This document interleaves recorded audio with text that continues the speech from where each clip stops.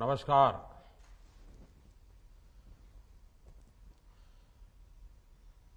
आप सभी ऐतिहासिक और विश्व धरोहर लोथल में प्रत्यक्ष मौजूद है। मैं तकनीक के माध्यम से दूर दिल्ली से आपसे जुड़ा हूं, लेकिन मन मस्तिष्क में ये लग रहा है कि जैसे मैं वहां आप सबके बीच में ही हूं। अभी मैंने ड्रोन से नेशनल मैरीटाइम हेरिटेज कॉम्प्लेक्स में से जुड़े कामों को देखा है, उनकी प्रगति की समीक्षा भी की है। मुझे संतोष है इस प्रोजेक्ट से जुड़ा काम तेजी से चल रहा है। साथियों, इस वर्ष लाल किले से पंच प्राणों की चर्चा करते हुए मैंने अपनी विरासत पर गर्व की बात कही थी और अभी हमारे मुख्यमंत्री भूपेंद्र भाई ने भी उस बात का जिक्र किया। हमारी समुद्री विरासत हमारे पूर्वजों की सौंपी गई ऐसी एक महान धरोहर है।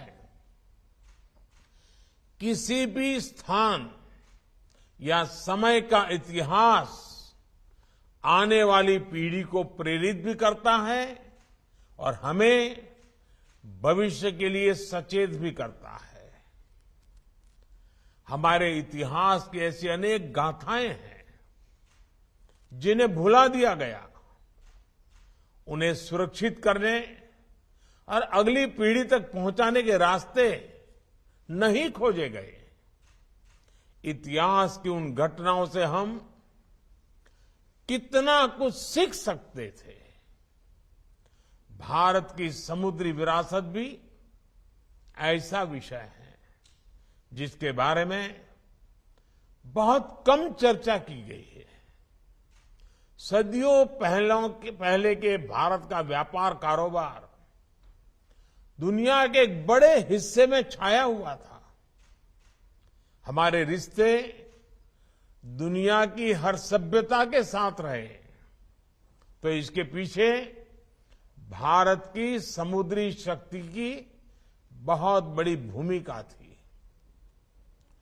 लेकिन गुलामी के लंबे कालखंड ने न सिर्फ भारत के इस सामर्थ्य को तोड़ा, बल्कि समय के साथ हम भारतीय अपने इस सामर्थ्य के प्रति उदासीन भी होते गए।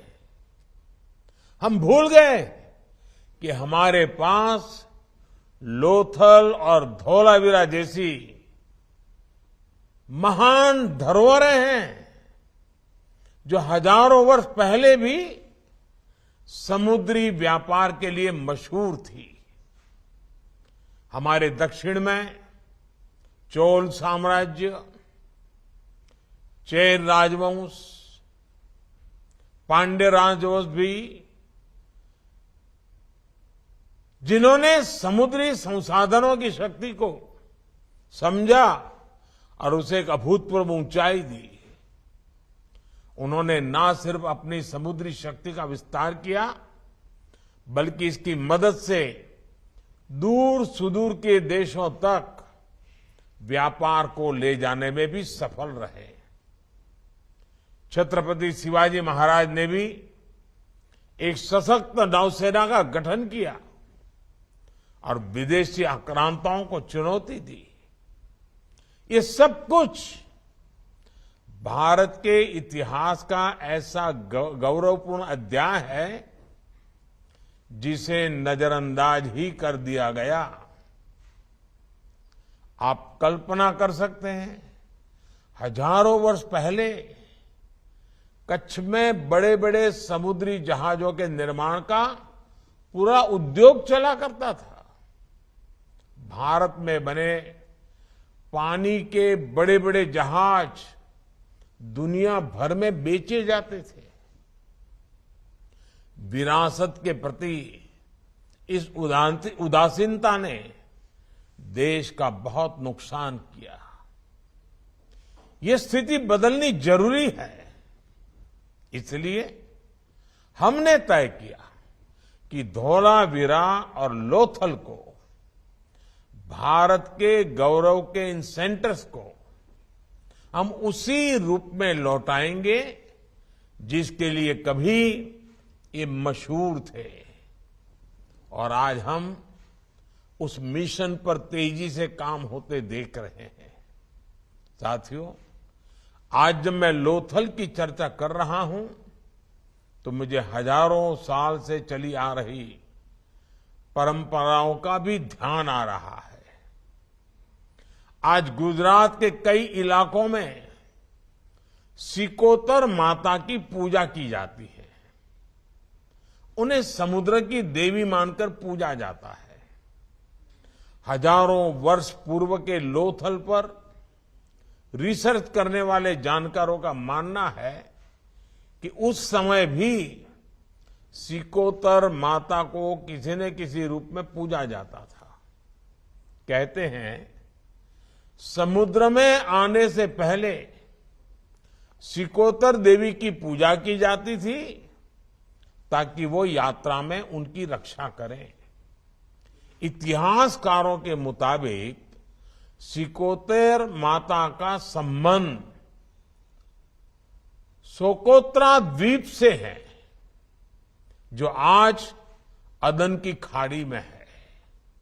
इससे पता चलता है कि आज से हजारों साल पहले भी खंभात की खाड़ी से दूर दूर तक समुद्री व्यापार के रास्ते खुले हुए थे। साथियों, हाल ही में वडनगर के पास भी खुदाई के दौरान सिकोतर माता के मंदिर का पता चला है। कुछ ऐसे साक्ष्य भी मिले हैं जिनसे प्राचीन काल में यहां से समुद्री व्यापार होने की जानकारी मिलती है। इसी तरह सुरेंद्रनगर के जिंजूवाड़ा गांव में लाइट हाउस होने के साक्ष्य मिले हैं। आप भी जानते हैं कि लाइट हाउस जहाजों को रात में रास्ता दिखाने के लिए बनाए जाते थे। और देश के लोग ये सुनकर आश्चर्य से भर जाएंगे कि जिंजूवाड़ा गांव से समुद्र करीब करीब 100 किलोमीटर दूर है। लेकिन इस गांव में ऐसे अनेक साक्ष्य हैं जो बताते हैं कि सदियों पहले इस गांव में बहुत व्यस्त पोर्ट हुआ करता था। इससे इस पूरे क्षेत्र में प्राचीन काल से ही समुद्री व्यापार के समृद्ध होने की जानकारी मिलती है। साथियों, लोथल सिर्फ सिंधु घाटी मान्यता का एक बड़ा व्यापारिक केंद्र ही नहीं था, बल्कि ये भारत के सामुद्रिक सामर्थ्य और समृद्धि का भी प्रतीक था। हजारों साल पहले लोथल को जिस तरीके से एक पोर्ट सिटी के रूप में विकसित किया गया था, वो आज भी बड़े बड़े जानकारों को हैरान कर देता है।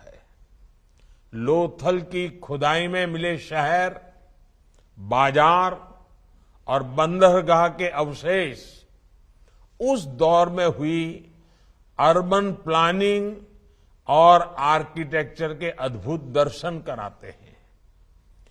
प्राकृतिक चुनौतियों से निपटने के लिए जिस प्रकार की व्यवस्था यहां थी, उसमें आज की प्लानिंग के लिए भी बहुत कुछ सीखने को है। साथियों, एक तरह से इस क्षेत्र को देवी लक्ष्मी और देवी सरस्वती दोनों का आशीर्वाद प्राप्त था। अनेकों देशों के साथ व्यापारिक रिश्तों की वजह से यहां धनवर्षा भी होती थी। कहते हैं कि लोथल के पोर्ट पर उस समय 84 देशों के झंडे फहराया करते थे।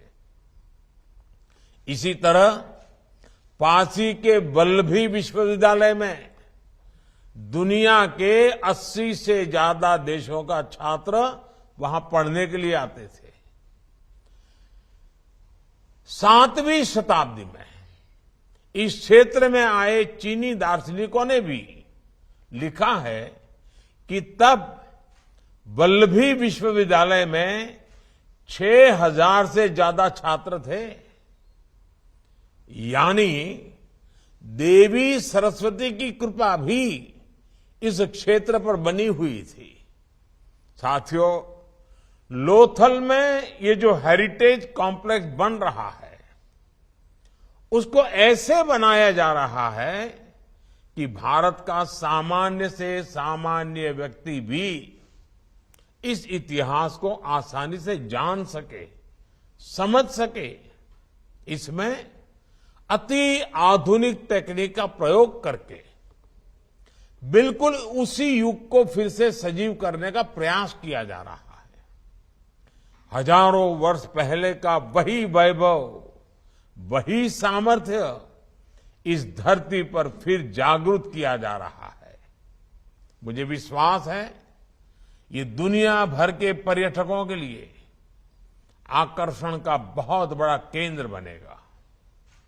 इस कॉम्प्लेक्स को एक दिन में हजारों पर्यटकों के स्वागत के लिए विकसित किया जा रहा है।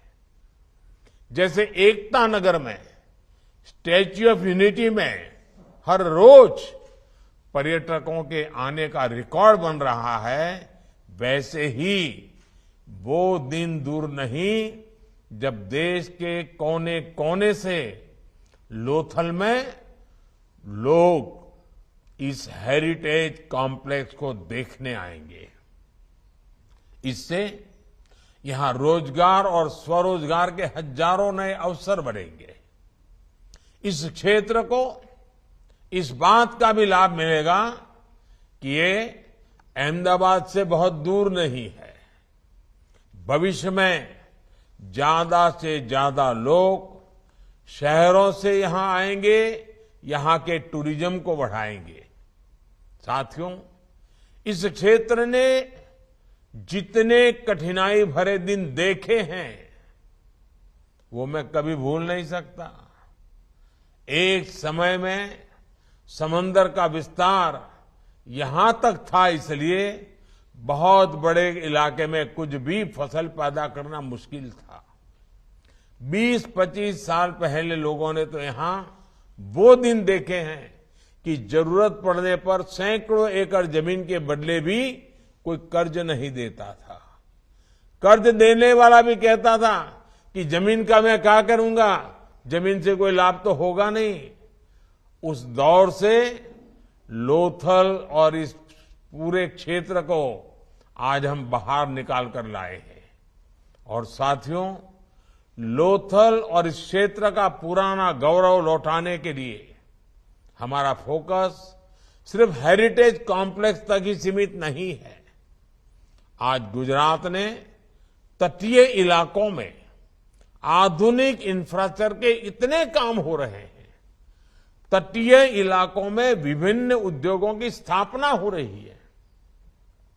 इन परियोजनाओं पर लाखों करोड़ रुपए खर्च हो रहे हैं। अब सेमीकंडक्टर प्लांट भी यहां के गौरव को और बढ़ाएगा। हजारों वर्ष पहले लोथल और उसके आसपास का इलाका जितना विकसित था, वैसे ही इस क्षेत्र को फिर से विकसित बनाने के लिए हमारी सरकार पूरी शक्ति से काम कर रही है। जो लोथल अपने इतिहास की वजह से हमें गर्व से भरता है, वही लोथल अब आने वाली पीढ़ियों का भविष्य को भी बनाएगा। साथियों, एक म्यूजियम सिर्फ चीजों या दस्तावेजों को संग्रहित करके रखने और दिखने पर भी का माध्यम नहीं होता। जब हम अपनी विरासत को संजोते हैं तो उसके साथ साथ उससे जुड़ी भावनाएं भी संरक्षित कर लेते हैं। जब हम देश भर में बन रहे आदिवासी स्वतंत्रता सेनानी संग्रहालयों को देखते हैं तो पता चलता है कि भारत के स्वतंत्रता संग्राम में हमारे वीर आदिवासी नायक नायिकाओं का कितना बड़ा योगदान था। जब हम नेशनल वॉर मेमोरियल और नेशनल पुलिस मेमोरियल को देखते हैं तो हमें इस बात का एहसास होता है कि देश की रक्षा के लिए, देश को सुरक्षित रखने के लिए कैसे हमारे वीर बेटे बेटियां अपना जीवन न्योछावर कर देते हैं। जब हम प्रधानमंत्री संग्रहालय को देखते हैं तो हमें लोकतंत्र की शक्ति का पता चलता है। हमारे देश की 75 वर्षों की यात्रा की झलक मिलती है। केवड़िया एकता नगर में स्टैच्यू ऑफ यूनिटी हमें भारत की एकता और अखंडता के लिए हुए प्रयासों, तप और तपस्या की याद दिलाती है। और आप सबको पता है, एक बहुत बड़ा रिसर्च का काम चल रहा है। अब केवड़िया में सरदार पटेल स्टैच्यू जैसे बन रहा है, क्योंकि सरदार साहब ने राजे रजवाड़े सब इकट्ठे करने का काम किया। तो वहीं पर जो राजे रजवाड़े देश के, जिन्होंने भारत की एकता और अखंडता के लिए अपने राज शासन दे दिए, उनका भी एक म्यूजियम हम बना रहे हैं। अभी उसका डिजाइनिंग काम चल रहा है, रिसर्च का काम चल रहा है।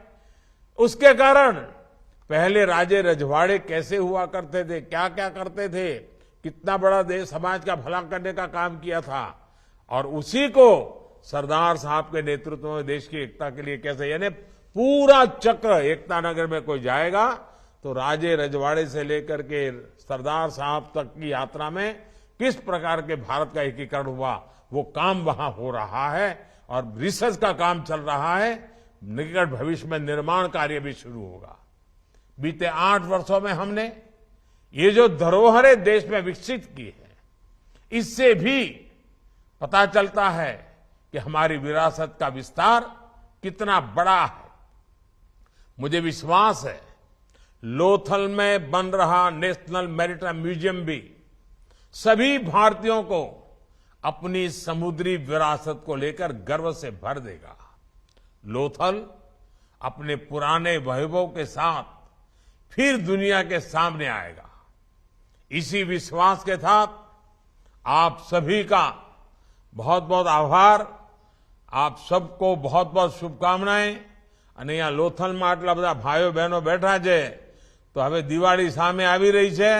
એ તમને બધાને આવનારા દિવસના દિવાળીના પણ ખૂબ ખૂબ શુભેચ્છાઓ, અને ગુજરાતમાં તો નવું વર્ષ પણ આવે તો તમને નવા વર્ષની પણ ખૂબ ખૂબ શુભકામનાઓ। ખૂબ ખૂબ ધન્યવાદ બધાના।